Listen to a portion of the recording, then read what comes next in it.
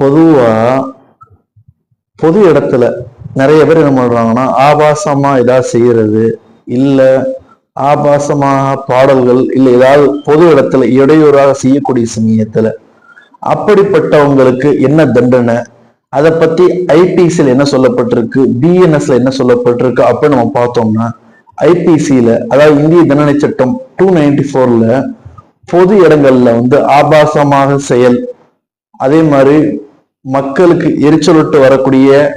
பாடல் பாடுவதோ இல்ல மற்ற வகையில் என்னென்னலாம் அந்த டிஸ்டர்பன்ஸா இருக்கோ அதை பத்தி சொல்லப்பட்டிருந்துச்சு. அதற்கான தண்டனை என்ன அப்படிங்கும் போது அதற்கு அபராதம், அப்புறம் 3 மாத சிறை அது அப்படின்னு சொல்லப்பட்டிருந்துச்சு.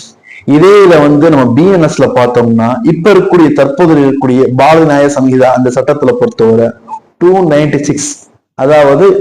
296ல பொறுத்தவரை எவர் ஒருவர் இந்த மாதிரி பொது இடங்கள்ல ஆபாசமா செயல்படுவதோ இல்ல பிறருக்கு எரிச்சலூட்டு வரக்கூடிய பாடலோ இல்ல வேற எதுவும் செய்து கொண்டால் அவங்களுக்கு 1000 ரூபாய் ஃபைன் அல்லது 3 மாசம் சிறை இல்ல ரெண்டுமே கொடுக்கப்படக்கூடியதா இருக்கும் அப்படின்னு சொல்லப்பட்டிருக்கு.